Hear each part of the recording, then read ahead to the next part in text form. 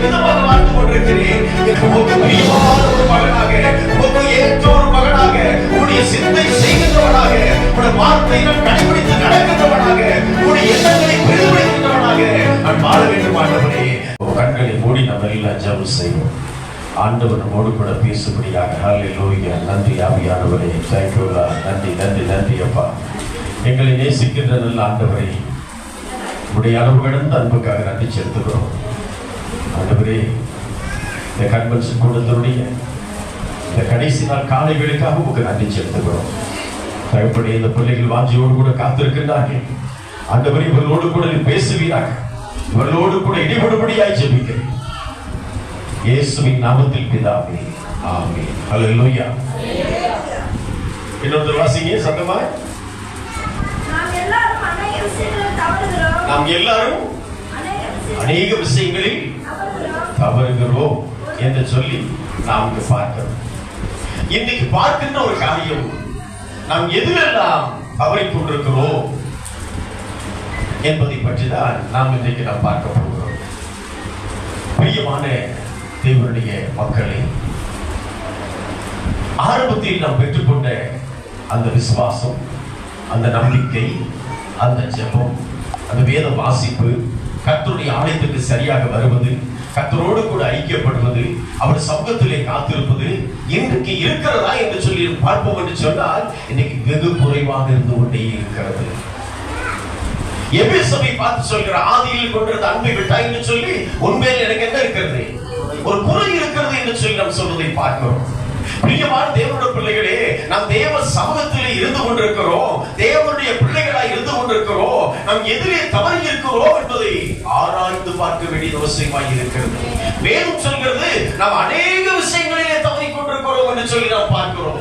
மனிதனோ முகத்தை பார்க்கிறான், தேவனோ இருதயங்களை பார்க்கின்றவராய் இருக்கிறார். அவர் உத்தந்தங்களை ஆராய்ந்து அறிந்தவராய் இருக்கிறார். நம் எண்ணங்களை சிந்தங்களை அறிந்தவராய் இருக்கிறார். ஆகவே நம்மை ஆராய்ந்து பார்க்க வேண்டும். அவர் இப்படி இருக்கிறார், இவர் இப்படி இருக்கிறார், எனக்கு முன்னாடி பிடிச்ச ஒரு விசுவாசியா இருக்கிறாரு, அவரே அப்படி இருக்கிற, நான் எப்படி இருக்கணும்னு சொல்லி மற்றவர்களை மேல் போட்டுக் கொள்வதற்காக வேண்டிய அல்ல. நான் எப்படி இருக்கிறேன், நான் தேவனோட சமூகத்தில் எவ்விதமாக வாழ்ந்து கொண்டிருக்கிறேன், என் பேச்சும் என் சிந்தையும் என் காரியங்களும் எவ்விதமாக இருக்கிறது என்பதை நாம் ஆராய்ந்து பார்க்க வேண்டியது அவசியமாக இருக்கிறது. சங்கீதக்காரன் சொல்கிறார், வேதனை உண்டாக்கும் வழிகளுக்கு உண்டோ என்று பார்த்து என்னை நித்திய வழியில் நடத்தும் ஆண்டவரே என்று சொல்லி ஒவ்வொரு நாளும் அவன் தேவ சமூகத்திலே மன்றாடுகின்றவனாய் இருக்கிறார். நாம் ஒவ்வொரு நாளும் தேவ சமூகத்திலே மன்றாட வேண்டும். ஆண்டவரே, உமக்கு விரோதமான பேச்சுக்கள், எண்ணங்கள், சிந்தைகள், செய்திகள் இருக்கும் என்று சொன்னார். எதிலே நான் தவறி இருக்கிறேனோ என்னை நான் சரி செய்து கொள்ள வேண்டும். ஆண்டவரே, உமக்கு பிரியமான ஒரு மகனாக, உமக்கு ஏற்ற ஒரு மகனாக, உம்முடைய சிந்தை செய்கின்றவனாக, உம்முடைய வார்த்தையை நான் கடைபிடித்து நடக்கின்றவனாக, உம்முடைய எண்ணங்களை பிரதிபலிக்கின்றவனாக நான் வாழ வேண்டும். ஆண்டவரே, நான் கிறிஸ்தவனாக மாத்திரமல்ல, நான் கிறிஸ்துவை பிரதிபலிக்கின்றவனாய் நான் இருக்க வேண்டும். ஒரு சாட்சி பெற்றவனாய் நான் வாழ வேண்டும். ஒரு நிறைவுள்ள ஒரு வாழ்க்கை நான் வாழ வேண்டும். என்னை பார்க்கிற என்னை அல்ல, என்னுக்குள்ளே மறைந்திருக்கின்ற இயேசுவை பார்க்கக்கூடியவர்களாய் இருக்க வேண்டும். அல்லேலூயா. நாம் எவ்விதம் இருந்து கொண்டிருக்கிறோம், நம்முடைய வாழ்க்கை எவ்விதமாக இருந்து கொண்டிருக்கிறது. இந்த உலகத்தில் யாருமே என்னை பார்க்கவில்லை, யாருக்கும் தெரியாமல் விதமான காரியத்தை நான் செய்து கொண்டே இருக்கிறேன். இஸ்ரவேலை காண்கிறது, இவன் உறங்குவதும் இல்லை, தூங்குவதும் இல்லை. உண்மையில் ஒரு கண்ணோக்கமை பார்த்துக் கொண்டே இருக்கிறார். கவனமாய் நீங்கள் கவனியுங்கள். உங்களை நோக்கிதான் தேவனுடைய வார்த்தைகள் வந்து கொண்டிருக்கிறது. ஆலயத்துக்கு வரும்பொழுது மனுஷனாய் காணப்படுகிறோம். வெளியில போனவுடன் நம்முடைய தோற்றங்கள், காரியங்கள் எல்லாம் வேறு விதமாய் மாறிவிடுகிறது.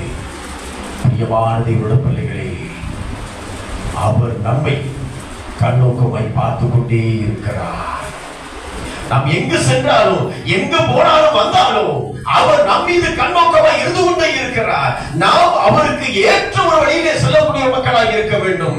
வேதம் சொல்கிறது, வழிகளிலே நின்று பூர்வமான பாதைகள் எவைகள் என்று கேட்டு அதிலே நடவுங்கள். கேட்டுக்கு போகிற வாசல் வழி விசாலமாய் இருக்கிறது, ஆனால் ஜீவனுக்கு போகிற வாசல் அது இடுக்கமாய் இருக்கிறது என்று சொல்லி பார்க்கிறோம். நாம் எங்கே சென்று கொண்டிருக்கிறோம், நம்முடைய பாதை எங்கே போய் கொண்டிருக்கிறது, ஆராய்ந்து பார்க்க வேண்டிய அவசியமானதாக இருக்கிறது. அல்லேலூயா. நான் கிட்டத்தட்ட 37 வருடங்களாக தாராபுரத்திலே ஊழியம் செய்து கொண்டிருக்கிறேன். 1987 நான் தாராபுரத்துக்கு வந்தேன். அந்த 87-88 காலத்துல என்ற ஒரு பழைய சைக்கிள் இருக்கும். அந்த சைக்கிள்ல தான் டெய்லியும் ஆத்துக்கு போகணும். ஆத்துக்கு போய் அங்கதான் குளிச்சுட்டு துணியெல்லாம் ரெடி பண்ணிட்டு இந்த காய போட்டு ஒரு வருவேன். அந்த வர்ற வழியில தாராபுரத்துல அந்த பூக்கடமுக்கு பக்கத்துல ஒரு மெயினான ஒரு தியேட்டர் ஒன்று இருக்கு. அந்த தியேட்டர்ல எப்படின்னு பாத்தீங்கன்னு சொன்னா அந்த காலையில சோவுக்கு கூட்டம் எக்கச்சக்கமான கூட்டம் நின்றுகிட்டு. ஒரு நாள் அப்படியே வந்து கொண்டிருந்தேன். திடீர்னு அந்த தியேட்டர்ல பாத்தீங்கன்னா சின்ன சந்து மாதிரி தான் இருக்கு. அதான் உள்ள போவாங்க. உங்களுக்கு எல்லாம் சொல்ல வேண்டியது நீங்க எல்லாம் போயிருப்பீங்க. அப்புறம் அந்த கேட்ட நீக்கினா பாருங்க, சும்மா அப்படியே தள்ளிட்டு உள்ள ஓடுதல ஒரு 7-8 பேர் டிச்சுக்குழியில் விழுந்துட்டா உள்ள. நான் அப்படியே பார்த்துக்கிட்டு இருக்கிறேன். அந்த டிச்சுக்குழியில் விழுந்த மறுக்க வீட்டுக்கு இது போவான்னு பார்த்தா அப்படியே தள்ளிட்டு உள்ளவே போறேன். என்னன்னா சேரே ஆனாலும் நாற்றமே ஆனாலும் எங்க போகணும்? உள்ள படத்துக்கு போய். இதுதான் இன்றைய உலகமாக இருந்து கொண்டிருக்கிறது. நாம் எங்கே இருந்து கொண்டிருக்கிறோம்? வாசியுங்கள் ஆதியாகமத்தின் புத்தகம் 2ஆம் அதிகாரம் 17ஆம் வசனம். அதுக்கு முன்பாக யோபுக்கு நிருபம் 6ஆம் அதிகாரம் 24ஆம் வசனத்தோடு வாசியுங்கள். யோபு 6:24 வேகமாக.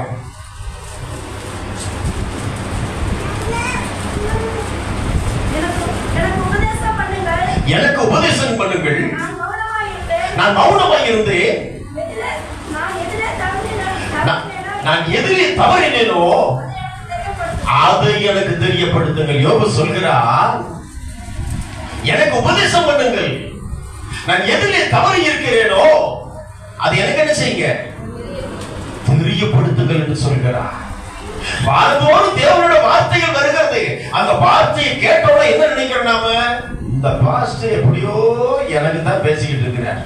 இவர் வர வர ஒன்றுமே ரெடியே இல்ல, என்னை தாங்க புத்தி புத்தி பேசுறாரு நினைக்கிறது இல்லையா?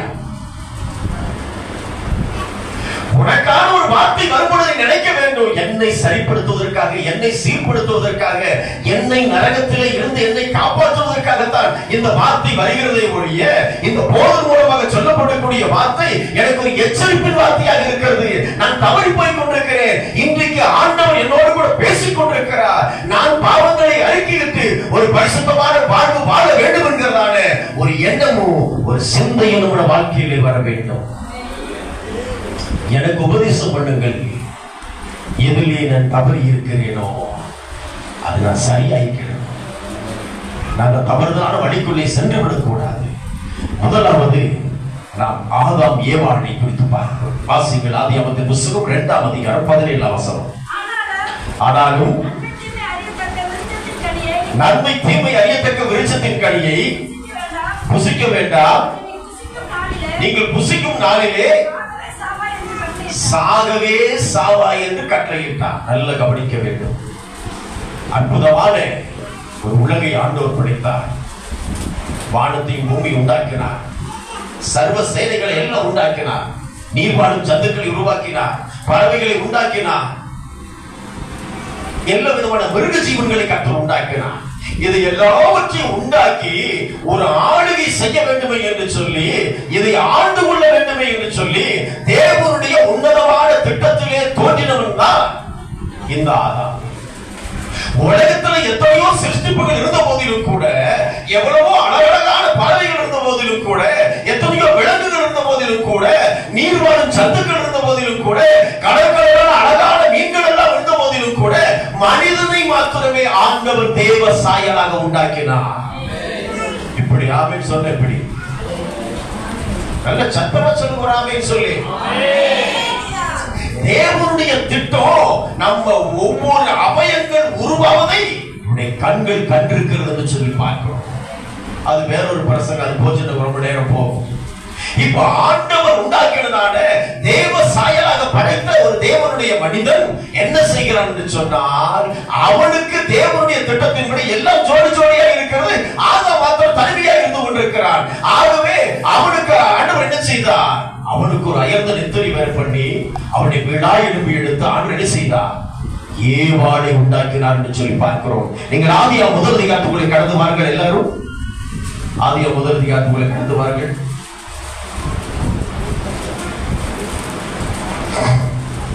28 வசனம் வாசிப்போம் வேகமாக.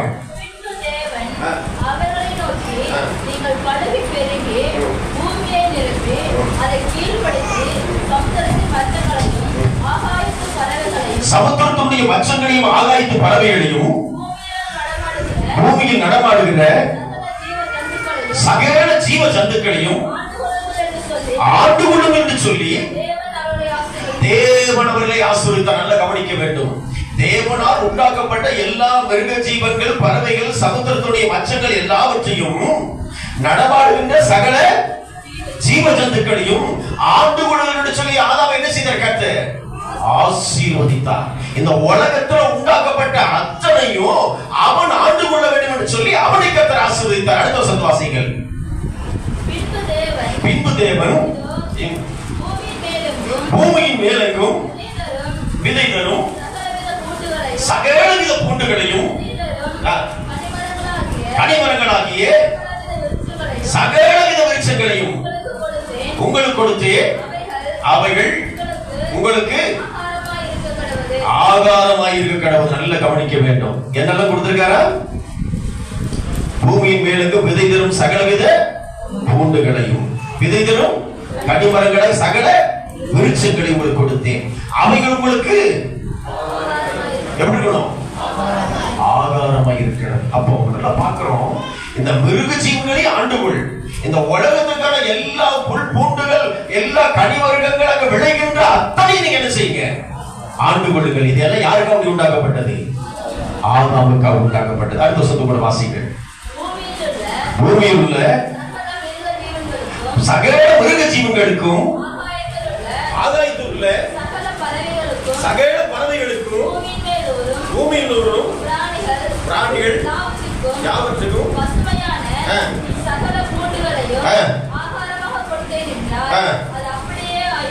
அப்படியே ஆயிற்று. நல்ல கவனிக்க வேண்டும். இப்ப நல்ல கவனிக்கணும். இந்த பூமியிலே மனிதனை உண்டாக்கி ஒரு குறையும் இல்லாமல் நிறைவாக அவனை வைத்தார். நிறைவாய் வைத்த தேவனாய கர்த்தர் சொல்கிறார், எல்லா கனியும் என்ன செய்யலாம்? சாப்பிடலாம். தோட்டத்துடைய நடுவில் இருக்கின்ற இந்த நன்மை தீமை அறியத்தக்க இந்த கனியை பறித்து புசிக்கும் நாளிலே நீ சாகவே சாவாய். நீங்க நல்லா புரிஞ்சுக்கணும்.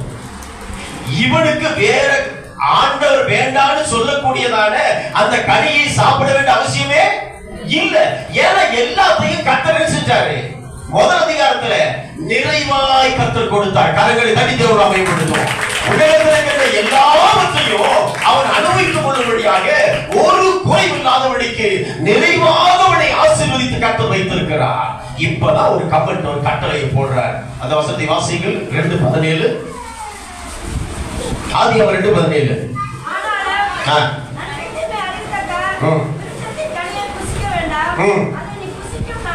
அதை நீ புசிக்கும் நாளில் 16 வாசிங்க. தேவனாகிய கர்த்தர் மனுஷனை நோக்கி, நீ தோட்டத்துள்ள சகல விருட்சங்களையும், ஆப்பிள், ஆரஞ்சு, கொய்யா பழம், சீத்தா பழம், உலகத்துல என்னெல்லாம் பழம் இருக்கிறதோ அத்தனை ருசியுள்ள பழத்தை நீ சாப்பிடலாம்ப்பா. அதை நீ என்ன செய்யக்கூடாது? இந்த பழத்தை நீ சாப்பிட்டீங்கன்னா சாகவே.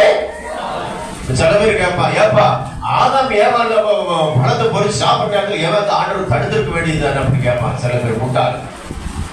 ஆண்டவர் தடுக்கிறது இல்ல, இதை சாப்பிட்டா நீ சாகவே சாவாய் தெளிவா சொல்ற. அப்படி சொல்லி இருந்த போதிலும் கூட அவங்க என்ன செய்தார்கள்? சாப்பிட ஆரம்பித்தார்கள். ஏன்னு சொன்னால் இந்த வஞ்சிக்கிறவன் வந்து என்ன செய்கிறான்? ஒருபடி மேலே சொல்கிறான். என்ன சொல்றான்? இது சாப்பிடுவது என்ன ஆயிருங்க? தேவனை போலாவா என்று சொல்கிறார்கள். அப்ப அவன் என்ன செய்கிறான்? தேவனுடைய வார்த்தை மறந்து போய் தேவனுடைய சத்தத்திற்கு செவி கொடுக்காதபடிக்கு அன்றைக்கு ஏதேன் தோட்டத்திலே தேவன் எதை செய்ய வேண்டும் என்று சொன்னாரோ, எதை பறிக்க கூடாது என்று சொன்னாரோ, எதை சாப்பிடக்கூடாது என்று சொன்னாரோ, அந்த கனியை புசித்து அந்த ஏதேன் தோட்டத்தில் மகிமையான தோட்டத்தில் இருக்காதபடிக்கு அவளை வெளியே துரத்தினார். அவள் தேவனுடைய வார்த்தை கேட்க தவறி போய்விட்டான் ஆதாமும் ஏவாளும்.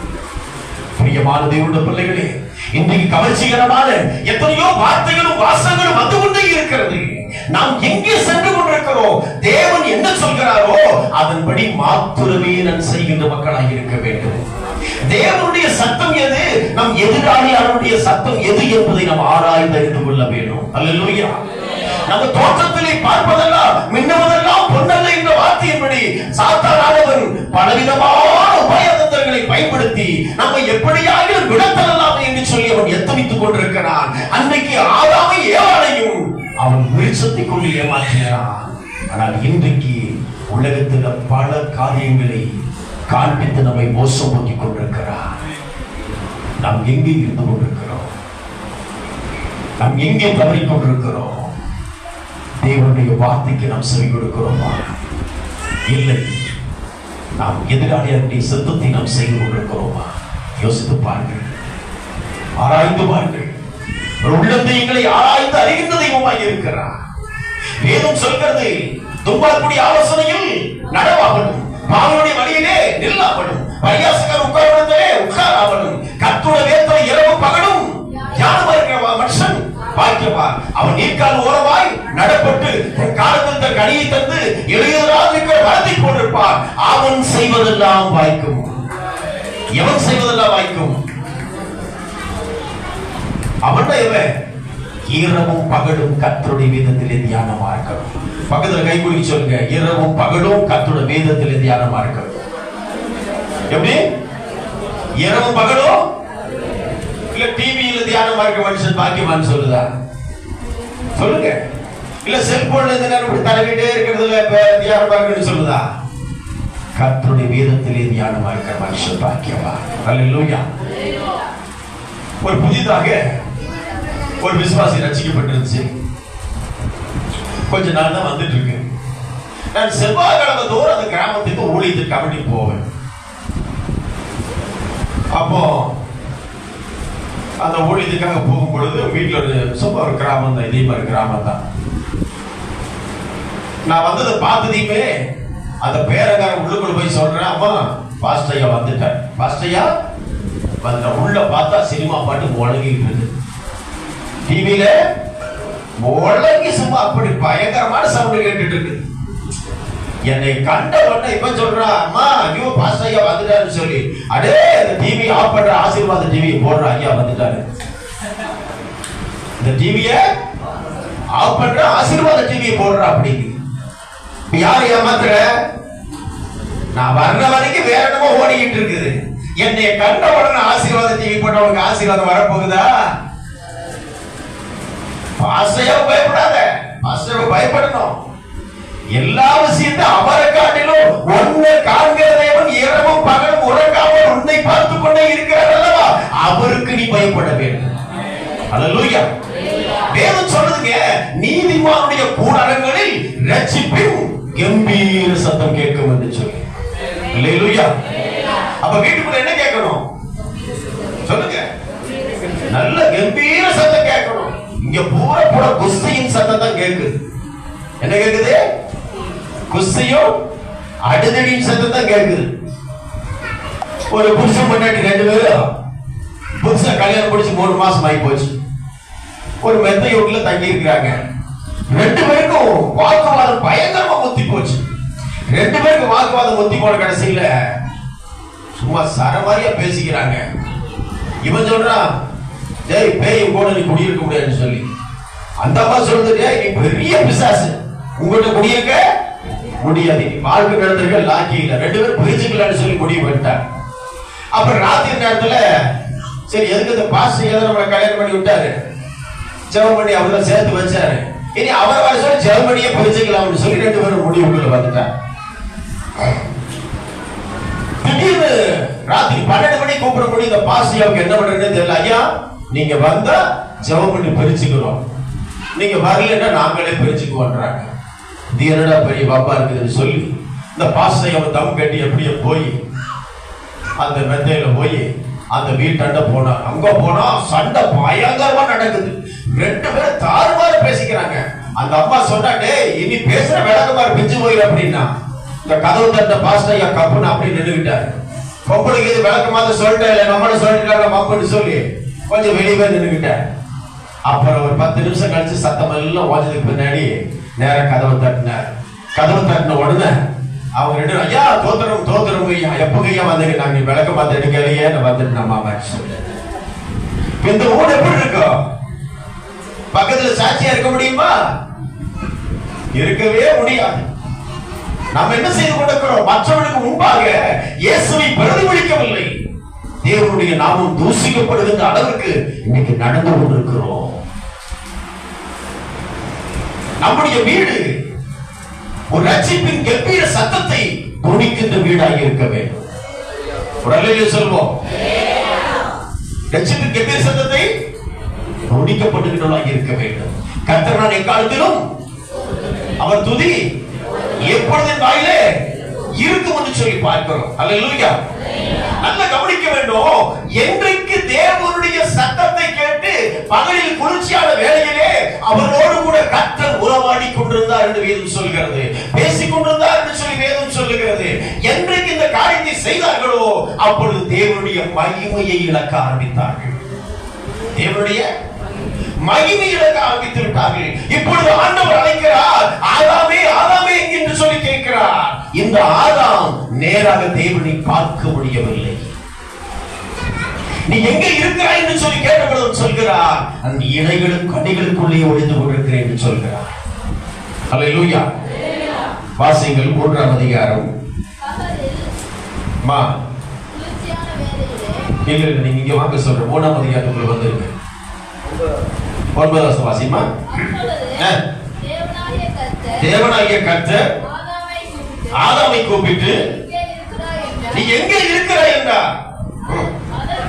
அதற்கு அவன் தேவனுடைய சத்தத்தை தோட்டத்திலே கேட்டு நிர்வாகத்தில் இருப்பதனால் பயந்து எப்படி ஒழித்துக் கொண்டே என்று சொல்கிறார். அல்லேலூயா. 7வது வாசிங்க.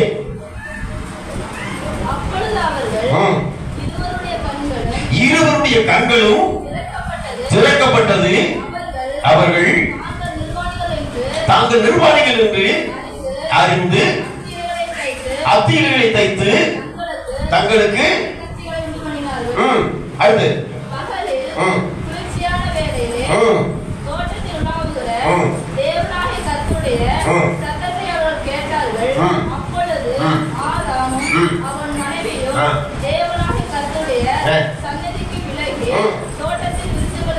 நல்ல கவனிக்க வேண்டும். தோட்டத்துடைய விருட்சங்களுக்குள்ளே ஒளிந்து கொண்டார். நல்லா கவனிக்க வேண்டும். அப்ப எப்படிப்பட்ட ஒரு தோட்டத்தை கொடுத்திருக்கார்.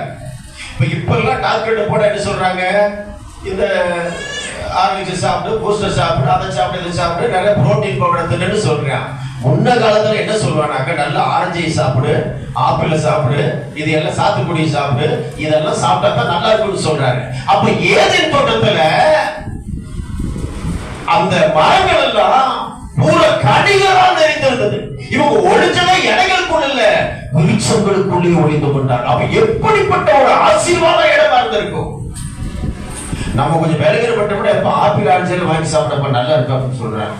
அப்ப அந்த மாதிரி அவனுக்கு எந்த குறையுமே இல்லாம அப்படிப்பட்ட ஒரு அற்புதமான இடத்துல வச்சிருந்தாலும் கூட அவனுடைய எண்ணம் சாத்தானுடைய சத்தத்திற்கு செவி கொடுக்க வேண்டியதாகிவிட்டது. நான் ஏன் சொல்கிறேன், இவன் போய் இதை பயந்து சாப்பிட வேண்டிய அவசியமே இல்லாதவருக்கு நிறைவாய் அவனை கட்ட வைத்திருந்தார். சொல்லுவோம். சரி, இப்ப என்ன நடக்கிறது சொன்னா, அவன் வெளியே துரத்துறாரு. தோட்டத்தில் என்ன செய்யறாரு? வெளியே துரத்துறாரு. நீங்க 17ஆம் அதிகாரம் 3ஆம் அதிகாரம் 17ஆம் வசனம் வாசிங்க.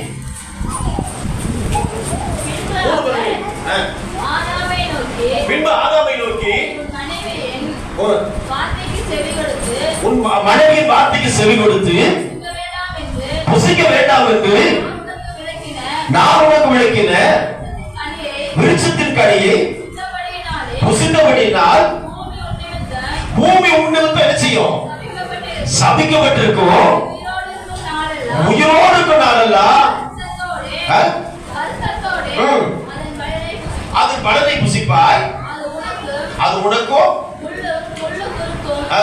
உழைப்பிக்கும் முள்ளும் ஏங்க ஒரு விருட்சங்களுக்குள்ள ஒளிந்து கொண்டிருந்த அவனுக்கு கர்த்தர் கொடுக்கிற தண்டனை என்ன? முள்ளும். இந்த வேலை வேணாம் முள்ளெல்லாம் அன்னைக்கு வந்ததுதான். கிழவு கட்ட முள்ளெல்லாம் அன்னைக்கு வந்ததுதான். நாங்கெல்லாம் எஸ்டேட்ல இருந்தவங்க. ஃபாரஸ்டுக்குள்ள போனா சில விஷ முள்ளுகள் இருக்கும். பட்டுச்சுன்னா வீங்கி என்ன செய்யும்? கடுமையான வழி வலிக்கும். நல்ல விருட்சங்களுக்குள்ள ஒளிந்து கொண்டிருக்கின்ற அளவிற்கு அற்புதமான அழகான ஒரு தோட்டத்துல வச்சிருந்த அவனுக்கு என்றைக்கு தேவனுடைய வார்த்தைக்கு செவி கொடுக்காமல் தவறி போனானோ அன்றைக்கு அவன் என்ன செய்கிறார் என்று சொன்னால் முள்ளும் குறுக்கும் முளைக்கும் சொல்லிட்டார். வாசிக்க கீழே. வெளியின் பயிர் வகைகளை புசிப்பாய். வெளியின் பயிர் வகைகளை புசிப்பார். நீ பூமியிலிருந்து எடுக்கப்பட்டபடியால் நல்ல நீ பூமிக்கு திரும்ப மட்டும் ஆ. உன் முகத்தின் வேர்வையால் உன் முகத்தின் வேர்வையால் புசிப்பாய். ஆதாரம் புசிப்பாய். நல்லா கவனிக்க வேண்டும். அதுக்கு பின்னாடிதான் இந்த வேலையை வந்துச்சு. ஏர் உழுகிற வேலை, தட்டைப்பயிரை போடுற வேலை, பச்சைப்பயிரை போடுற வேலை. இந்த பயிர் வகையெல்லாம் எப்ப வருது? இந்த பாவம் செய்ததுக்கு அப்புறம். நீ நல்லா கவனிக்கணும். விருட்சங்களுடைய வாழ்வு எப்படி இருக்கும், முள்ளும் குறுக்குமான வாழ்வு எப்படி இருக்கும், இந்த பயிர்கள் எல்லாம் சாப்பிடுகின்ற வாழ்வு எப்படி இருக்கும் யோசித்து பாருங்க. அப்ப தேவன் நம்மை வைக்கின்ற விதமே வேற. அல்லேலூயா. மனுஷன் தவறி போனான் என்று சொன்னால் அவன் என்ன செய்கிறதுடைய தண்டனைக்கும் பலனாக அன்னைக்கு தன் மரணமும் சம்பவிக்கிறது. அவன் நெத்தி வேர்வை நடத்துல சிறிதான் என்ன செய்யணும்? சாப்பிட வேண்டும் என்று சொல்லி ஆண்டவர் சொல்லிவிட்டார். அல்லேலூயா. ஆகவே எனக்கு அருமையான தேவனுடைய பிள்ளைகளே, நாம் தேவன் என்ன சொல்கிறாரோ, தேவனுடைய வார்த்தை என்ன சொல்கிறதோ அதன்படி மாத்திரமே செய்கின்ற மக்களாக நாம் இருக்க வேண்டும். அல்லேலூயா. சரி, அடுத்த நாள் வாசிப்போம். மத்தேயு சுவிசேஷம் 27ஆம் அதிகாரம். மத்தேயு 27 3 முதல் 5 வசனம். அப்பொழுது அவரை காட்டிக் கொடுத்த யூதாஸ் அவர் மரணாக்கினைக்குள்ளாக தீர்க்கப்பட்டதைக் கண்டு மனஸ்தாபப்பட்டு அந்த 30 வெள்ளிக்காசை பிரதான ஆசிரியரிடத்திற்கும் மூப்பரிடத்திற்கும் திரும்ப கொண்டு வந்து குற்றமில்லாத ரத்தத்தை நான் காட்டிக் கொடுத்ததினால் குற்றம் இல்லாத ரத்தத்தை காட்டி கொடுத்ததினால் பாவம் செய்தேன் என்றான். பாவம் செய்தேன் என்றால் அதற்கு அவர்கள் எங்களுக்கு என்ன, அது முன்பாடு என்றார்கள். அப்பொழுது அவன் அந்த வெள்ளிக்காசை தேவாலயத்திலே எரிந்துவிட்டு புறப்பட்டு போய் நான்கு கொண்டு செத்தான். நல்லா கவனிக்கணும், ரொம்ப கவனமா கவனிக்கணும். யூதாசை பற்றி பார்க்கிறோம். 30 வெள்ளிக்காசுக்கு என்ன செய்தான்? இயேசுவை காட்டி கொடுத்தான். அந்த 30 வெள்ளிக்காசை வைத்துக் கொண்டிருக்கிறான். இயேசு கல்வாரி சிலுவையிலே தொங்கிக் கொண்டிருக்கிறார். இவனுக்குள்ள ஒரு எண்ணம் தோன்றுகிறது. 3வது வாசிங்க. அப்பொழுது அவரை காட்டிக் கொடுத்த யூதாஸ் அவர் மரண ஆக்கினைக்குள்ளாக தீர்க்கப்பட்டதை கண்டு மனஸ்தாபப்படுகிறார். நல்லா கவனிக்கணும். அவனுக்குள்ள ஒரு குற்ற உணர்வு வந்துவிட்டது. இப்பொழுது அவன் என்ன செய்கிறான்? மனஸ்தாபப்படுகிறான். ஐயோ, இந்த குற்றமில்லாத ரத்தத்தை காட்டி கொடுத்து விட்டோமா என்கிறதான ஒரு மனஸ்தாபப்படக்கூடிய வர ஆரம்பிக்கிறது. வாசியுங்கள். அந்த 30 வெள்ளிக்காசை பிரதான் நல்லா கவனிக்கணும். இந்த மனசாட்சி அவனுக்கு குற்றப்படுகிறது, மனஸ்தாபப்படுகிறார். குற்றமில்லாத ரத்தத்தை காட்டி கொடுத்து விட்டேனே என்கிறதான உணர்வு அவனுடைய வாழ்க்கையில் வருகிறது. இந்த 30 வெள்ளிக்காசை எடுத்துக்கொண்டு அவன் நேராக யார் இவனுக்கு 30 வெள்ளிக்காசை கொடுத்தார்களோ அவர்களிடத்திலே ஓடோடி போய் கொடுக்கிறான். ஐயோ, நான் குற்றமில்லாத ரத்தத்தை காட்டி கொடுத்து விட்டேன், இந்த 30 வெள்ளிக்காசை வைத்துக் கொடுங்க என்று சொல்கிறார். அதற்கு அவர்கள் சொல்கிறார்கள் என்ன சொல்றாங்க? அவங்க வாசிங்க. அது முன்பாடு என்றார்கள். வாசிங்க. அப்பொழுது அவன் அந்த வெள்ளிக்காசை தேவாலயத்திலே எரிந்துவிட்டு புறப்பட்டு போய் நான்கு கொண்டு செத்தார் என்று சொல்லி பார்க்கிறோம். பிரியமான தேவனுடைய பிள்ளைகளே, அவன் மனஸ்தாபப்படுகிறான், தான் செய்வது குற்றம் என்பதை அறிந்து கொள்ளுகிறான். ஆனால் இவன் பிரதான ஆசாரியனிடத்திலே சென்றிருக்க கூடாது, கல்வாரி சிலுவையிலே தொங்குகின்ற அந்த இயேசுவினிடத்திலே ஓடி போயிருப்பார் என்று சொன்னால் சர்வ உலகத்துடைய பாவத்தை மன்னிக்கிற தேவனாகிய கர்த்தர் அவனுக்கு ஒரு மன்னிப்பை கொடுத்திருப்பார். இப்படித்தான் அநேகருக்கு மனஸ்தாபம் வரும், குற்ற உணர்வு வரும். நாம் கல்வாரி அண்டை போக தவறி விடுவோம். பல இடங்களுக்கு ஓடிக்கொண்டே தெரிகிறோம்.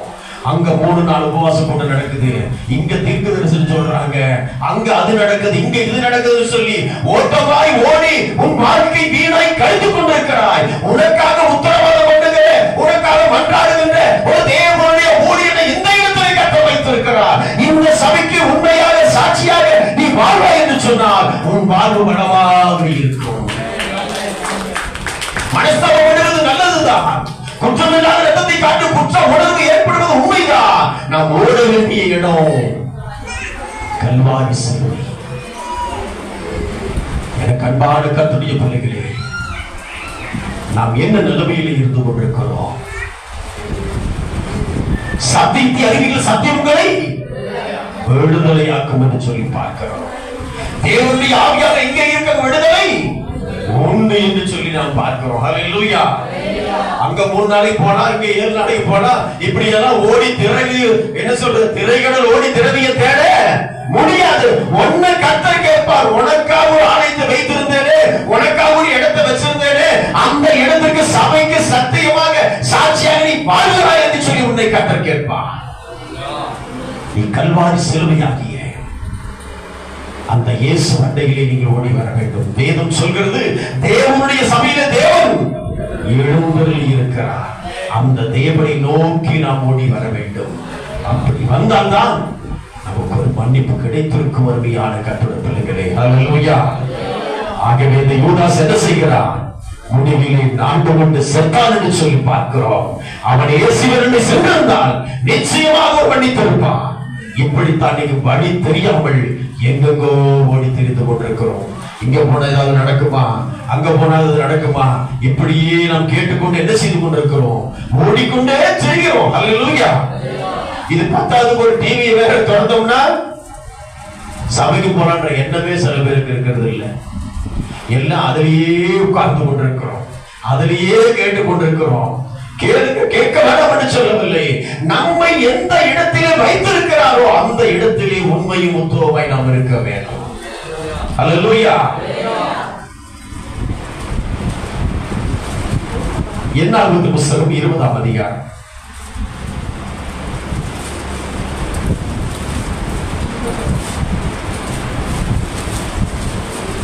2ஆம் வசனத்தை வாசிப்போம். அப்பொழுது அவர்கள் மோசேக்கும் ஆரோனுக்கும் விரோதமாக கூட்டம் கூடினார்கள். நல்ல கவனிக்க வேண்டும். இஸ்ரவேல் ஜனங்களை எகிப்திலே இருந்து அழைத்துக் கொண்டு வருகிறான் மோசே. ஜனங்களுக்கு தண்ணீர் இல்லாமல் இருக்கிறது. இப்ப ஜனங்களுக்கு தண்ணீரை கொடுப்பார் என்பது யாருக்கு தெரியும்? மோசேக்கு தெரியும், ஜனங்களுக்கு தெரியும். ஏன்னா இவங்களை சிவந்த சமுத்திரத்துடைய வழியாய் காட்ட நடைவர் வழிநடத்தி கொண்டு வந்தார். ஹல்லேலூயா. அந்த சிவந்த சமுத்திரத்தையே வெட்டாந்தரையாய் மாற்றி அந்த வெட்டாந்தரை வழியாய் நடத்தி கொண்டு வந்தார். இவருக்கு ஒரு குறைவில்லாமல் நடத்தி கொண்டே வருகிறார். ஒரு குறிப்பிட்ட இடத்திலே வந்த உடனே தண்ணீர் என்ன இல்லை, இல்லாமல் போய்விட்டது. அவசியம் 22 தண்ணீர் இல்லாதிருந்தது. அப்பொழுது அவர்கள் மோசேக்கும் ஆரோனுக்கும் விரோதமாக கூட்டம் கூடினார்கள். நல்ல கவனிக்கும். ஊழியக்காற்ற வந்துட்டாங்க. புருஷர்கள் மாத்திரம் 6 லட்சம் பேர் என்று வேதம் சொல்லுகிறது. அவருடைய மனைவிமார்கள் பிள்ளைகள்மார்கள் பார்த்தோம்னு சொன்னா அது ஏகப்பட்ட லட்சங்கள் ஆகிறது. அவ்வளவு ஜனங்களும் மோசேக்கும் ஆரோனுக்கும் விரோதமாக முறையிடுகின்றார்கள். முறையிடும் பொழுது 20ஆம் அதிகாரம் 6ஆம் வசனத்தை வாசிப்போம். 26 வாசிக்க வேகமாக. அப்பொழுது மோசேயும் ஆரோனும் ஆசாரிப்பு கூடார வாசலில் போய் முகங்குப்புற விழுந்தார்கள். ஒரு அல்லேலூயா சொல்வோம். 6 லட்சத்துக்கும் அதிகமான ஜனங்கள் நின்று கொண்டிருக்கிறார்கள். அவர்களுக்கு தண்ணீர் இல்லை. தண்ணீருக்கான ஆயத்த வேலைகளை செய்ய செய்யவில்லை, இந்த தண்ணீரையே உண்டாக்கின தேவனிடத்திலே போய் என்ன செய்கிறார்கள்?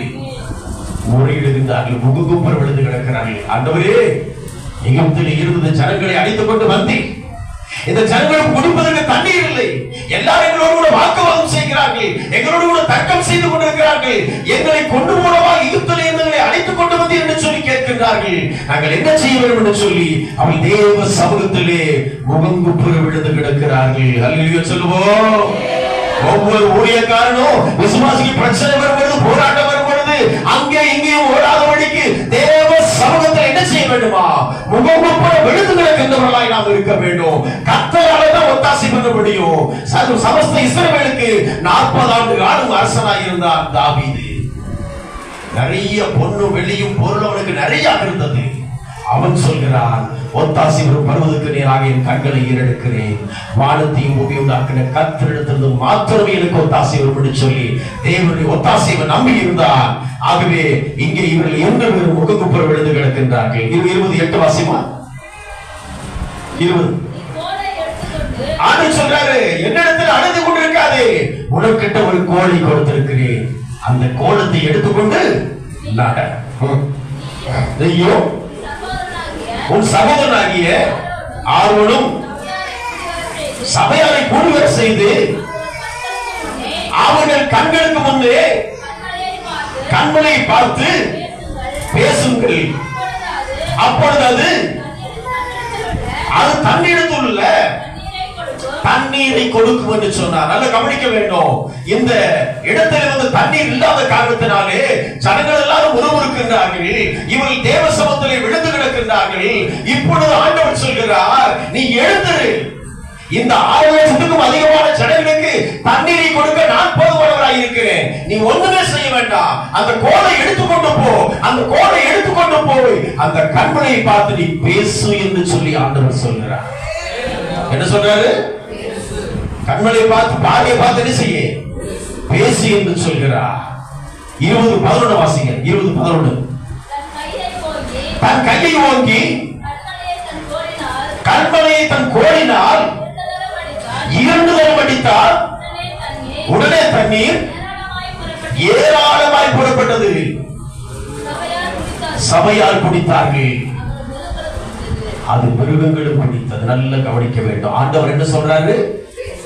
நீ பேசுகிறார். இவன் கோபத்தினால என்ன செய்கிறான்? 2 தரம் ஓங்கி அடிக்கிறான். அடிச்ச உடனே ஜனங்களுடைய குறைவு நிறைவானது. அவங்களுக்கு என்ன தேவை? தண்ணி தேவை. ஆனா இவன் என்ன செய்யல?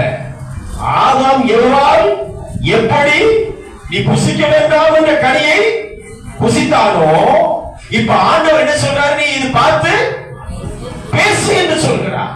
இவர் என்ன செய்கிறார்? 2 முறை அடிக்கிறார். அப்ப இவன் தேவனுடைய வார்த்தை என்ன செய்யல? விசுவாசிக்கிற. வாசிகள் 20:12 வாசிங்கள்.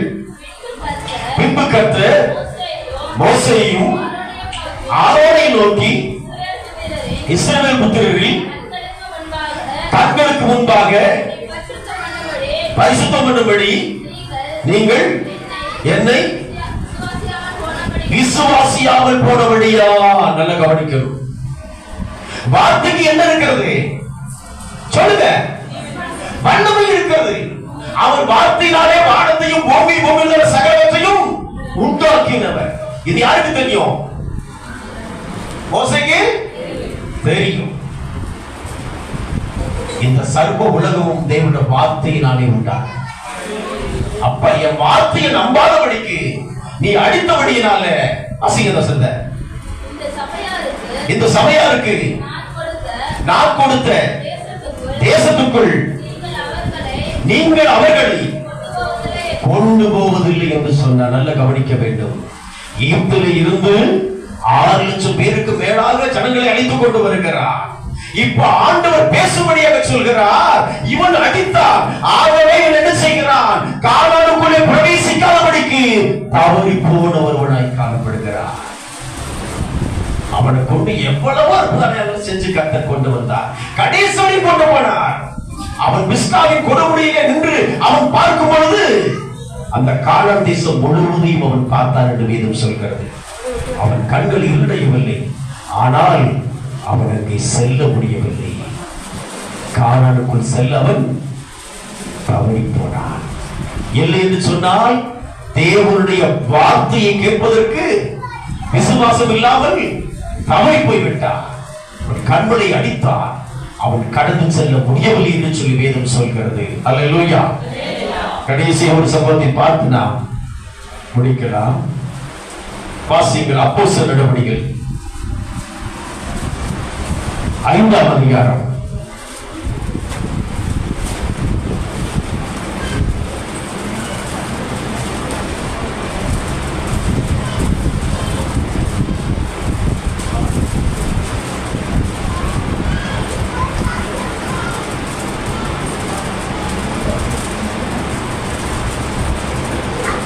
முதல் வசனத்தை வாசிங்க. எப்படிங்க? பின்னாடி வாசிங்க. இல்லை, வாசிக்காதவங்க. அனனியா என்னும் பேருள்ள ஒருவனும் அவனுடைய மனைவியாகிய சப்பீராளும் தங்கள் காணியாட்சியை விற்றார்கள். நல்லா நீங்க கவனிக்க வேண்டிய ஒரு வசனத்தை உங்களுக்கு புரியும்படியாக சொல்கிறேன்.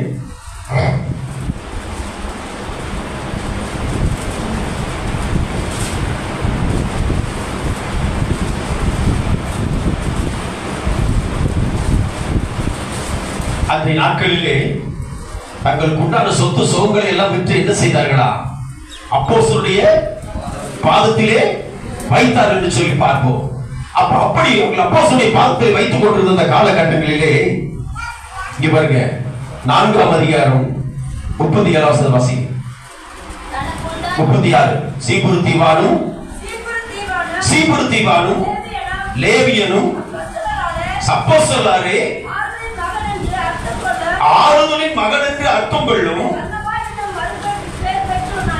பர்னபா என்னும் மறுபெயர் பெற்றவனாகிய யோசை என்பவன் தனக்கு உண்டாயிருந்த நிலத்தை விற்று கிரயத்தை கொண்டு வந்து அப்போஸ்தலருடைய பாதத்தில் வைத்தார்கள்.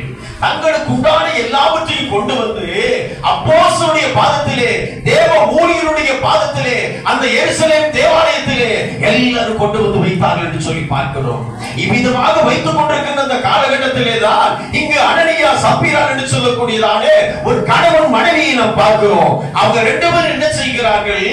5ஆம் அதிகாரம் 1ஆம் வசனத்திலே பார்க்கிறோம்.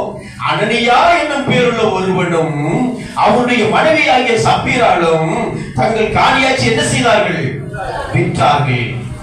தன் மனைவி அறிய ஒரு கிரயத்திலே ஒரு பங்கை வஞ்சித்து வைத்து ஒரு பங்கை கொண்டு வந்து அப்போஸ்தலருடைய பாதத்திலே வைத்தார்கள். கணவன் மனைவியும் இருவரும் இருக்கின்றார்கள். தங்களுடைய காணியாட்சி விற்றார்கள்.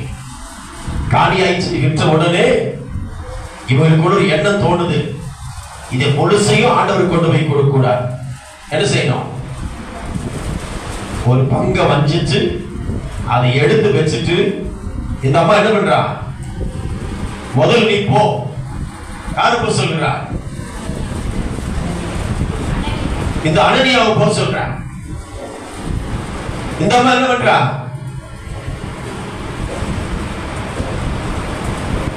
இந்த அம்மா ஒன்றும் தெரியாத சென்னக்காணி ஒரு கோடி தும்பா பண்ணிக்கிற மாதிரி அவ அப்படியே என்ன செய்து கொண்டிருக்கிறா? அங்க அப்படியே நல்ல ஆள் மாதிரி நடிச்சுக்கிட்டு வீட்டிலேயே உட்கார்ந்து கொண்டிருக்கிறா. நீ போயா முதல்ல. அவங்க கேட்பாங்க, இவளுக்கு தான் வித்தியான்னு கேட்டா என்ன சொல்லு?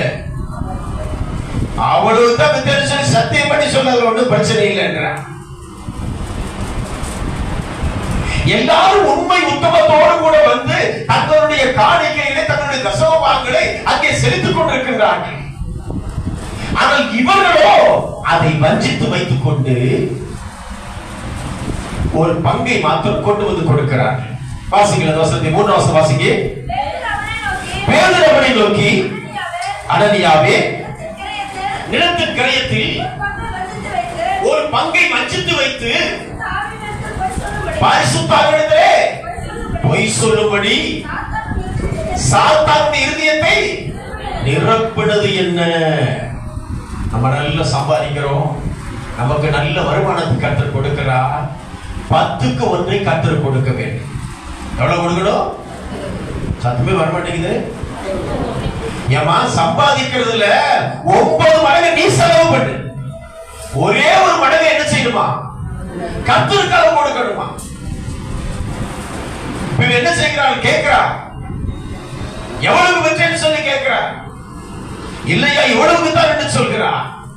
மனுஷனோ முகத்தை பார்க்கிறா, தேவனோ இருதயங்களை பார்க்கின்றவராய் இருக்கிறார். தேவன் உள்ளந்தரிகளை ஆராய்ந்தறிந்துகின்றவராய் இருக்கிறார். பேதுருவோடு கூட ஆண்டவர் பேச ஆரம்பிக்கிறார். நீ மனிதனிடத்திலே அல்ல, பரிசுத்த ஆவியாகிய தெய்வத்திடத்தில் நீ போய் சொன்னாய் என்று சொன்னார். அல்லேலூயா. பிரியமானவர்களே, ஒரு விறகு வெட்டி ஒருத்தர் இருந்தான். அவன் ஒரு விசுவாசி. அவன் என்ன செய்யறான்? அவன் மீன் பிடிக்கிறவன். அவன் மீன் பிடித்துக் கொண்டிருக்கும் பொழுது ஒரு ஏரியிலே போய் தொடர்ந்து அவன் அந்த தூண்டிலை போட்டு மீனை பிடித்து அதை கொண்டு போய் சந்தையில விற்றுவிட்டு மீண்டுமாக வீட்டுக்கு வருவான். ஒரு சிலர் பார்க்கிறா, மீனே தூண்டில் வர மாட்டேங்குது. அப்ப என்ன செய்யுது? குடும்பத்துல ஆசீர்வாதமே இல்ல. யோசிச்சு பார்க்கிறான், சம்பாதிக்கிற போது நாமளே தின்னுகிட்டு இருக்கிறோம், ஆண்டவர் நம்மளை என்ன செஞ்சாரு? தண்டிச்சு போட்டாரு. அதனால இனிமேல் என்ன செய்யணும்?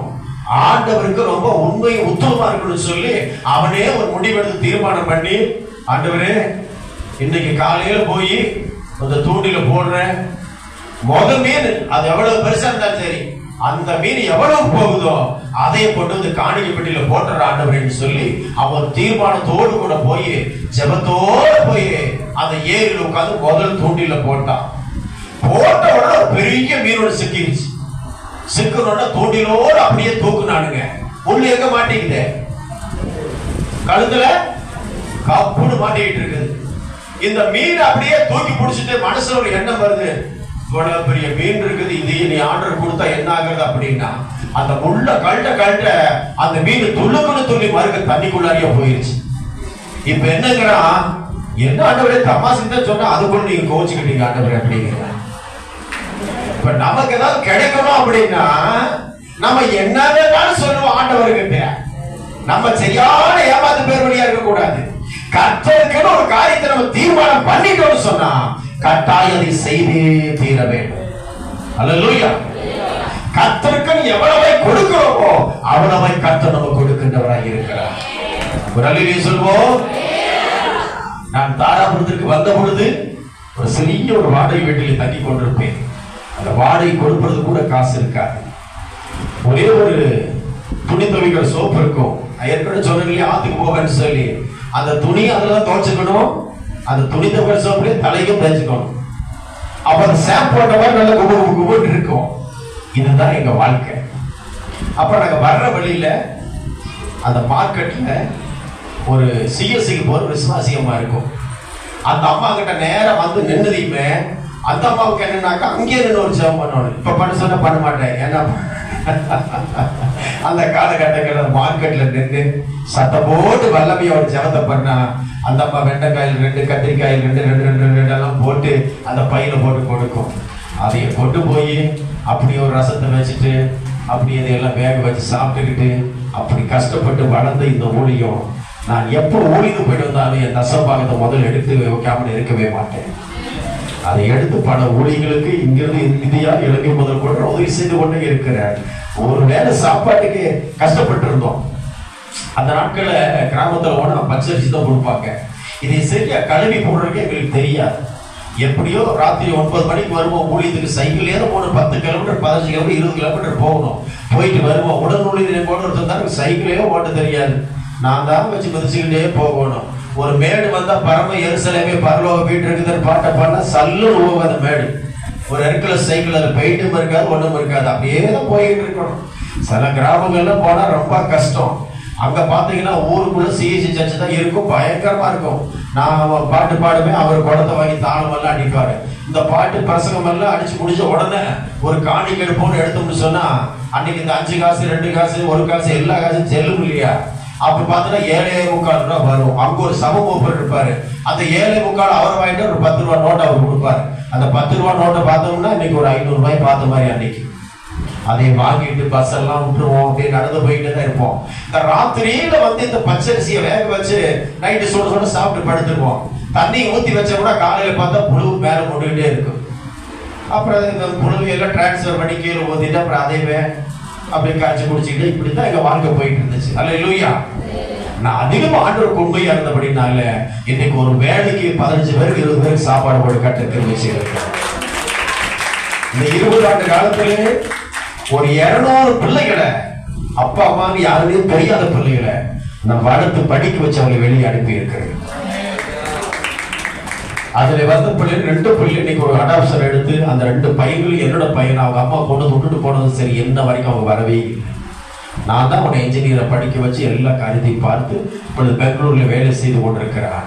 நான் ஏன் சொல்கிறேன் சொன்னால், நாம் ஆண்டவருக்கு உண்மையுள்ளவர்களாக இருந்தால் அவர் நமக்கு உண்மையுள்ளவர்களாக இருப்பார். அல்லேலூயா. ஆகவே தேவனுக்கு என்று உங்களுக்கு கிடைக்கின்ற எல்லாவற்றிலும் நீங்கள் 10க்கு 1 மாத்திரமல்ல, உங்கள் உற்சாகமான தசமபாகங்களை காணிக்கைகளை உங்கள் ஆலயத்திற்கு நீங்கள் ஏராளமாய் தாராளமாய் கொடுக்க வேண்டும். அல்லேலூயா. சிறுக விதைக்கிறவன் பெருக விதைக்கிறவன் பெருக இருப்பான். 3 அவரைக்காய் செடி போட்டேன்னா என்ன தரும்? 3 செடியிலையும் வரும். ஒன்ன வந்து செய்தா பேச மாட்டேங்கிறீங்க. எப்ப தமிழ்ல தான் கேட்கிறேன். அவரைக்காய் பொறிச்சுக்கிறீங்களா இல்லையா? தோட்டத்தில் பூரா பொறிச்சுட்டு தான் வந்துக்கிறேங்க நீங்க. நல்ல கவனிப்போம். அப்ப நம்ம எந்த அளவினால் வளர்க்கிறோமோ அந்த அளவினால் தான் நமக்கு நடக்குது. அல்லேலூயா. வாசிங்கள் வசனத்துக்கு கீழே வாசிங்கள். 4 வசனம். இப்ப பேதுரு சொல்கிறான், அதை விற்கும் முன்னே உன்னுடையதா இருக்கவில்லையா? அது வித்த பின்னாடியும் கிரை உன் வசத்தில் என்னவா இருந்தது? உன் இருதயத்திலே தேவனுடைய காணிக்கை தசமங்களை வஞ்சிக்கும்படி இப்படி தப்பான எண்ணம் கொண்டது என்ன? நீ மனுஷனிடத்திலே அல்ல தேவனிடத்திலே போய் சொன்னாய் என்று சொன்னார். நாம் தேவனுக்கு என்று கொடுக்கின்ற விஷயத்திலே நாம் தவறி போகும் பொழுது நாம் மனிதனிடத்திலே அல்ல யாரிடத்திலே போய் சொல்கிறோம்? தேவனிடத்திலே போய் சொல்கிறோம் என்று சொல்லி பார்க்கிறோம். அல்லேலூயா. உண்மையாக இருக்க வேண்டும். அல்லேலூயா. வாசிக்கிறது வசனத்தை. நீ மனுஷனிடத்தில் அல்ல தேவனிடத்தில் பொய் சொன்னாய் என்றார்கள். 5ஆம் வசனம் பாருங்க. அடுத்து வருது அந்த அம்மா. அனனியா இந்த வார்த்தைகளை கேட்கவே விழுந்து ஜீவனை விட்டார். இவைகளை கேள்விப்பட்ட யாவருக்கும் என்னாச்சா? என்ன உண்டாச்சு? உங்களுக்கு என்ன உண்டா இருக்கிறது? சொல்லு. என்னமோ உண்டா இருக்கிறது? ஆண்டவருக்கு அன்பா கொடுக்கிற விசுவாசியோட என்ன உண்டாகணும்? நாம் என்ன பண்றோம்? என்ற கஷ்டம் எல்லாம் உனக்கு தெரியும் ஆண்டவரே, அப்புறம் அடுத்த தடவை உன்னை பார்க்கிறேன் அப்படி. கோழி அடை வச்சு கொஞ்சம் எல்லாம் பொரிச்சு, இந்த பொரிச்சது 2 கொஞ்சம் முதல்ல ஆண்டவர் கொண்டு கொடுக்குன்றதா நெய்யமா. இதையெல்லாம் செய்யறதில்லை. பூராத்தையும் வித்து தின்னு போடுறது. கடைசியில் ஒரு சேவல் மாத்திரம் நின்றுகிட்டு இருக்கும். இவன் வீட்டு காய்ச்சலாமன்ட்டு அதை எவனாவது ஒரு கல்ல டமான்னு ஓட்டுருவான். அப்புறம் அவனுக்கு ஒரு ஈர துண்டை என்ன செய்வாங்க? ஈர துணி அப்படியே சுத்தி வச்சிடறது. அங்க போனா, ஐயா எவன கல்லுல ஓட்டுறதுங்க ஐயா, ஜெபம் பண்ணுங்க ஐயா. கல்ல ஓட என்ன பண்ணுவா? கோழிவே கால் பண்ணிருப்பேன். இப்ப என்ன பண்றாங்களா? யாரு கொடுக்குறாங்களா? சொல்லுங்க. இது ஆண்டவர் கொடுக்குறாங்க. நான் சொன்னேன் இல்லையா, இந்த 30 வருஷத்துக்கு முன்னாடி கிராமங்களுக்கு எல்லாம் போவேன்னு சொல்லி அங்க போய் ஊழியம் எல்லாம் பண்ணி முடிச்சோம்னா, ஊழியம் பண்ணி எல்லாம் முடிச்ச கடைசியில திடீர்னு ஒரு பக்கம் ஒரு பையனை கொண்டு வந்து அப்படி விடுவான். அவன் பார்த்தா அவனுக்கு கையும் காலெல்லாம் ஒரு பக்கம் எழுதுட்டு கிடக்கு, நகுதுகிட்டு தான் வருவான். என்னன்றாங்க வந்து, ஐயா ஜெபம் பண்ணி இவனை சுகமாக்கி உங்களோடையே கூட்டிட்டு போக ஐயாங்கிற. தடிமாறாட்ட 3 பேர் இருக்கிற, அவன் அனுப்ப மாட்டான் நம்ம ஊழியத்துக்கு. இந்த நகுதுகிட்டே பெரியவர்கள் என்ன பண்றியா? சுகமாக்கி ஊழியத்துக்கே கூட்டிட்டு போக ஐயான்றான். எப்படிமா ஆள்? பிரியமான தேவனுடைய பிள்ளைகளே, நசல் கொண்டதை தேவனுக்கு கொடுக்க கூடாது, முதன்மையானவைகளை தேவனுக்கு கொடுக்க வேண்டும். ஆபேலையும் அவன் காணிக்கையும் கர்த்தர் அங்கீகரித்தார்னு சொல்லி பார்க்கிறோம். முதலாவது ஆதாமாகிய உங்களை அங்கீகரிக்கணும். தவறி போகாமல் இருக்கின்ற உங்களை கர்த்தர் அங்கீகரிக்க வேணும். அடுத்தது ஒரு காணிக்கை கர்த்தர் செய்யணும், அங்கீகரிக்கணும். அவனை குறிச்சு கர்த்தரே சாட்சி கொடுத்தார். காணி கொடுக்கிற விஷயத்துல உங்களை குறிச்சு யாரு சாட்சி கொடுக்கணும்? கர்த்தர் சாட்சி கொடுக்கணும். ஏன்னா அவனை குறித்து கர்த்தர் சாட்சி கொடுத்தான்னு வசனம் சொல்கிறது. கீழே வாசிங்க. அடுத்து வாலிபர்கள் எழுந்து வெளியே எடுத்துக்கொண்டு போய் அடக்கம் பண்ணினார்கள். ஏறக்குறைய 3 மணி நேரம் கழிச்சு, நல்லா கவனிக்க வேண்டும். எப்படிங்க? ஏறக்குறைய அப்ப அந்த அம்மா, நான் ஏற்கனவே சொன்னேன், ஒண்ணும் தெரியாத சின்ன கண்ணியா அப்படியே அப்பாவியாட்ட அப்படியே எல்லாம் சேஃப்டி பண்ணி போட்டு அப்படியே ஜாலியா உள்ள வருது. அல்ல சொல்லுவோம், ஐயா அந்த ஆடு சிலையை இன்னைக்கு பண்ணி ஜெபம் பண்ணுங்க ஐயா, இந்த மாடு சிலையை இன்னைக்கு பண்ணி ஜெபம் பண்ணுங்க. மாட்டை வந்து பின்னாடி 10 காசு ஆர்டர் போட்டு வருது, அல்வா கொடுத்தாரு. எங்கம்மா மாடு? அதெல்லாம் வந்து 2 மாசம் ஆகி போச்சுங்க ஐயா. என்ன ஏமாத்தல? ஊழியக்காரனை ஏமாத்தல, நீ கர்த்தரை ஏமாற்றி கொண்டிருக்கிறாய். அல்லேலூயா. நீ அடுத்த முறை என்னை கூப்பிட்டாலும் சரி கூப்பிட்டாலும் சரி, சத்தியம் இதுதான், கேட்கறதுன்னா கேட்டுக்க, பிழைச்சுக்கோ, அதுதான் உனக்கு ஆசீர்வாதம். அல்லேலூயா. வாசிங்க. அடுத்து பேதுருவை நோக்கி, நிலத்தை இவ்வளவுக்கு தானா விற்றாய்? மறுபடியும் மனைவிட்டு கேட்க, இவ்வளவு தான் விற்றாய் என்று சொல்லி சொல்லுங்க. அவருக்கு சத்தியமா இவ்வளவு தான் வந்து சொல்றாளையா? பொய்யக்காரி. அண்ட பொழுது ஆகாச பொழுது, எம்பொழுது விழுது, கப்ப பொழுது கப்பல் வருதுன்னு சொல்லி புருஷங்கார சோழி முடிஞ்சு போச்சு. இவ வந்து ஸ்டைலா வந்து சொல்றா, அம்மா அம்மாங்க எல்லாம் அவ்வளவு தான் வித்தோன்னு சொல்லி. வாசி. பேதுருவை நோக்கி, கர்த்தருடைய ஆவியை சோதிக்கிறதுக்கு ஒருமுறைப்பட்டது என்ன? புருஷன் 2 பேருமே சம்பளமாகி வந்து வச்சுக்கிட்டு ஐடியா பண்றாங்க.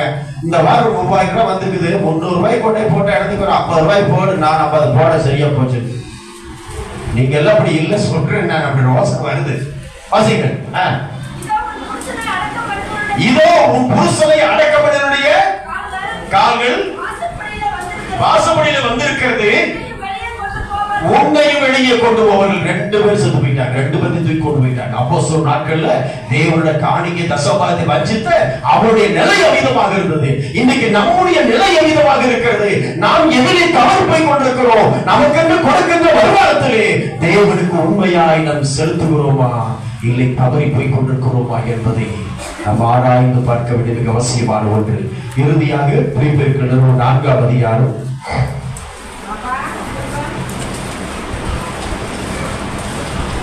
4ஆம் அதிகாரம்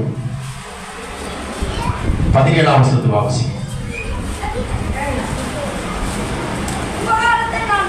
நல்ல கவனிக்க வேண்டும்.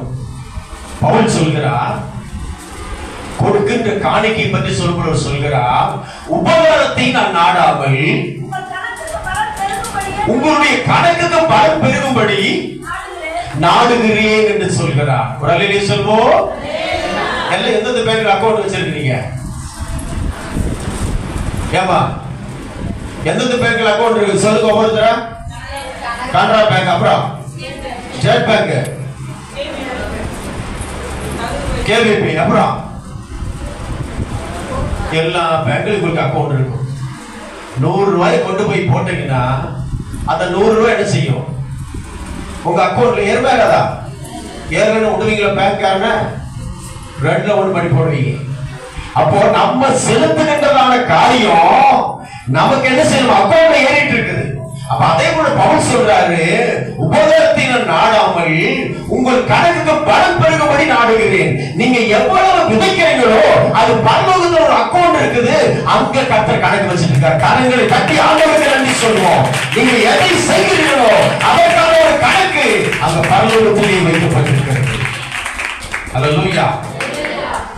இங்க பெருகினா பத்தாது. எங்க பெருகினா? இங்க பெருகினா பத்தாது. இங்க நீ போகையில உன் அண்ணாவுக்கு இந்த கூட அத்தெடுத்து அனுப்புவானே ஒழிய உன்னை விடவே மாட்டான். நான் ஒரு கிராமத்துக்கு ஊழியத்துக்கு போயிருந்தேன். ஊழியத்துக்கு போயிருக்கும் பொழுது அப்போ அந்த இடத்துல வயசான பாட்டியம்மா ஒண்ணு இறந்து போச்சு. அப்ப என்ன செஞ்சிருந்தாங்க, அடக்காரர் நடந்து நீங்க வாங்க ஐயான்னு சொல்லியிருந்தாங்க. இந்த அடக்காரத்தை நீ நடத்துவதற்காக நான் அங்கே சென்றிருந்தேன். மத்தியானம் ஒரு 2 மணி, இதே மாதிரிதான் வெய்ய காலம், சரியான வெயில். அந்த அடக்காரதைக்கான காரியங்களை எல்லாம் செய்து முடித்து பெட்டியெல்லாம் அடிச்சுட்டாங்க. குழியில மண்ணை போட்டு மூடிட்டு இருக்கிறாங்க. முக்கா மண்ணு மூடணும்னா ஒரு 2 பேர் முடியாது. ஐயா எங்க ஆத்தா வேற கமலோடு அடக்கம் பண்ணிட்டேங்க ஐயா, என்ன பண்ணலாமுங்க ஐயான்னு சொல்லி கேட்டேன்.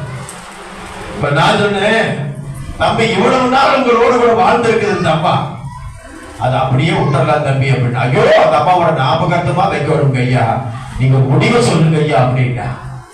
நான் சொன்னேன், சரி உனக்கு என்ன பணிவை செய்யலாம்னு சொல்லிட்டு நான் பக்கத்துல ஒரு வேப்ப மரத்து நிழல்ல அப்படியே நின்று கொண்டு இருந்தேன். அந்த மண்ணை பூரா மேல எடுத்துட்டாங்க. மண்ணை பூரா எடுத்துட்டு அந்த பெட்டியும் உடைச்சிட்டாங்க. ஆடி அடிச்சது நம்பி எடுத்துட்டாங்க. கடைசியில கிளவி காதுல போய் பார்த்தா அது அள்ள கம்மல், இந்த சின்னோண்டு போட்டிருக்கு பாருங்க அந்த கம்மல். அந்த பெருசு எப்ப போட்டதோ தெரியல, பயங்கரமா துருவேறி புடிச்சு கிடக்குது. இப்ப இதை ஆளாடு கழட்டுறதுக்கு முடிவு பண்றா. ஒருத்தனால கழட்டுக்குள்ள கேள்வி எந்த வருஷத்துல போடுச்சோ பாப்பா. பாட்டியம்மா போட்டு எவ்வளவு நல்லாச்சுன்னு தெரியல. எல்லாரும் திருப்பி பாக்குறா, ஒண்ணு வேலைக்கு ஆகல.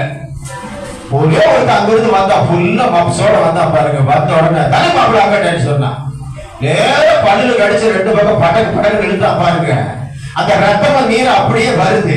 அதைய கையில எடுத்த உடனே மகங்காரன் எனக்கு வேணுங்கிறா, மருமகன் எனக்கு வேணுங்கிறா. அங்கேயே தகலா இருக்கு. ஏன்னா பொருள் சிறுசா இருந்தாலும் தொட்டு இருக்குது இல்லையா. அதனால நம்ம ஊர் பெரிய மனுஷன் சொன்னாரு, தம்பி இது சண்டை போட நேரம் அல்ல, ஊர்ல போய் பேசிக்கலாம், முதல்ல அடக்கம் பண்றதுக்கு வழியை பார்ப்போன்றாங்க.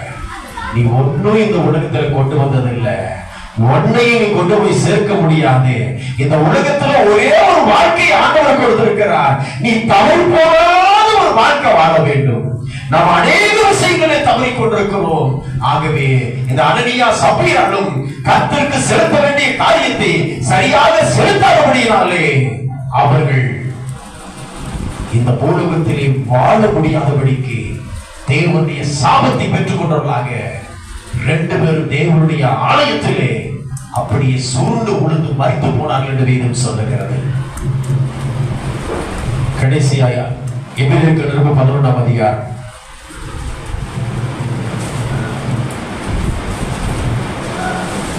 4ஆம் வசனம். விசுவாசத்தினாலே ஆபேல் காயீனுடைய பலியிலும் மேன்மையான பலியை தேவனுக்கு செலுத்தினார். அல்லேலூயா சொல்வோம். அனனியா சப்பீரானை போல நீங்கள் வஞ்சிக்கின்றவர்களாக அல்ல, ஆபேலை போல மேன்மையான கனிகளை கொடுக்கின்றவர்களாக இருக்க வேண்டும், மேன்மையான காணிக்கைகளை செலுத்துகின்றவர்களாக இருக்க வேண்டும். அல்லேலூயா. அப்புறம் வாசிங்க. அதனாலே அவன் நீதிமான் என்று சாட்சி பெற்றார். அல்லேலூயா சொல்வோம். நீங்க கொடுக்கிற விஷயத்துல நீதிமான் சாட்சி பெறணும், திருடன்னு சாட்சி பெறக்கூடாது, வஞ்சிக்கிறவன் என்ன செய்யக்கூடாது, சாட்சி பெற. அனனியா சப்பீராவை என்ன சொன்னாரு, நிலத்தின் கரையத்தை இவ்வளவு விற்றாய், நீ தேவனை வஞ்சித்தது என்ன, பரிசுத்தவான்களை பொய் சொன்னது என்ன என்று சொல்லி கேட்கிறார். இங்கே அவன் தேவனுக்கு கொடுக்கின்ற விஷயத்திலே நீதிமான் என்று சாட்சி பெற்றான். வாசிங்கள்.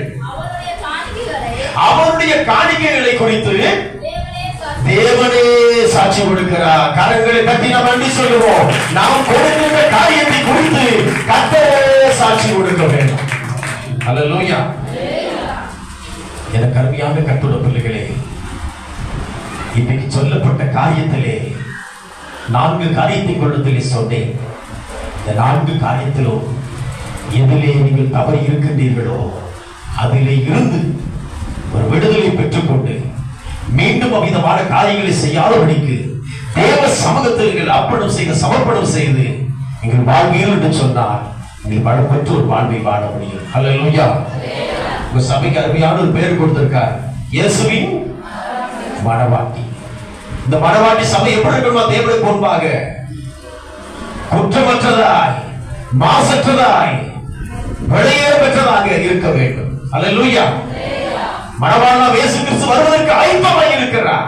நாம் தவறி போய் கொண்டிருப்போம் என்று சொன்னால் அந்த மணவாளனாம் இயேசு கிறிஸ்துவை சந்திக்க முடியாது. மணவாட்டி சபையாகிய உங்களுக்கு ஆண்டவர் சொல்கிறார், உன் வாழ்வை முழுவதுமாக ஆண்டவருக்கு அர்ப்பணம் செய்யுங்கள், சமர்ப்பணம் செய்யுங்கள். கர்த்தர் நிச்சயமாகவே உங்களை ஆசீர்வதிப்பார். நம்ம எல்லாம் வழிகள் படிடுவோமா? தேவ சமூகத்தில் ஒப்பு கொடுப்போமா? ஆண்டவரே,